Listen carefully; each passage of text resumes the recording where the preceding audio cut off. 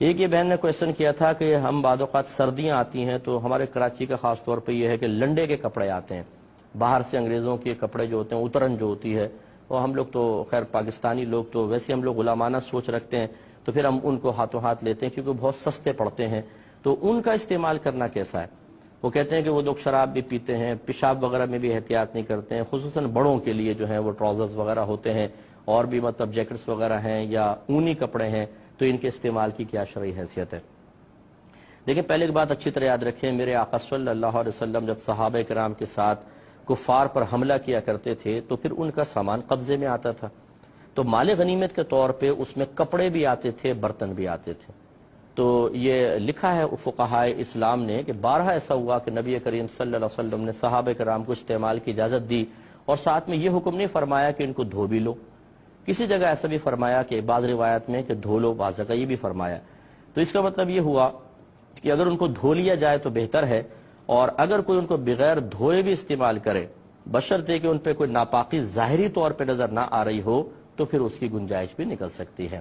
دوسرے اس میں پوائنٹ یہ ہے کہ اصول شرع یہ ہے کہ جب تک آپ کسی نجاست کو کسی جگہ لگا ہوا 100% نہ دیکھ لیں، یا آپ کو علم ہو کہ 100% کہ یہاں نجاست ہے، تب تک ہم اس چیز کو ناپاک نہیں کہہ سکتے ہیں.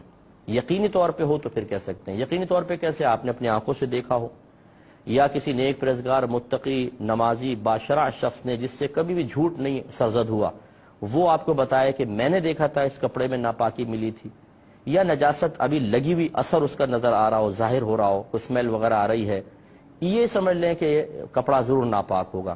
لیکن اگر آپ لنڈے کا کپڑا دیکھتے ہیں، اس پہ نہ کوئی اسمیل آ رہی ہے، نہ آپ نے کبھی کوئی نجاست لگی ہوئی دیکھی، نہ کسی اس طرح عادل شخص نے، مسلمان نے خبر دی، اب یہ گمان کرنا ہے شاید ناپاک ہو، شاید انہوں نے پیشاب کر دیا ہو، شاید اس پہ شراب گر گئی ہو. ہماری شریعت اس شاید کی وجہ سے کسی بھی کپڑے کے استعمال، برتن کے استعمال کو ناجائز نہیں کہتی، نہ اس کو ناپاک قرار دیتی ہے، بلکہ اس کو پاک قرار دیتی ہے. اللہ تعالیٰ نے قرآن عظیم میں فرمایا کہ هو الذی خلق لکم ما فی الارض جمیعا، اللہ تعالیٰ وہ ذات ہے جس نے زمین پر جو کچھ ہے تمہارے نفع کے لیے پیدا کیا ہے.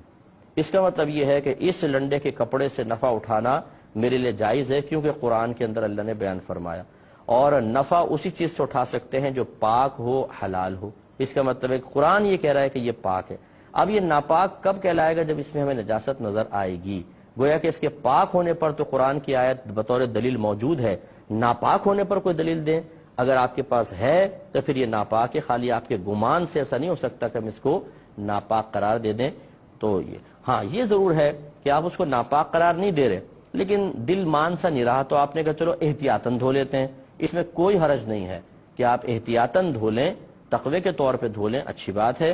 لیکن ایک ہوتا ہے کہ بعض لوگ اتنے جرأت مند ہوتے ہیں کہ بغیر کسی شرعی دلیل کے کہتے ہیں تو ناپاک ہے، کیسے آپ نے پہن لیا؟ بھئی کیسے آپ کہہ رہے ہیں ناپاک ہے جبکہ شریعت اس کو پاک قرار دے رہی ہے؟ اصلاً اگر آپ اس کو کہتے ہیں یہ ناپاک ہے تو دلیل دیں کہ یہ ناپاک ہے. خالی آپ کے گمان سے کوئی چیز ناپاک نہیں ہوگی، اس کے لیے قطعی شرعی دلیل درکار ہوتی ہے.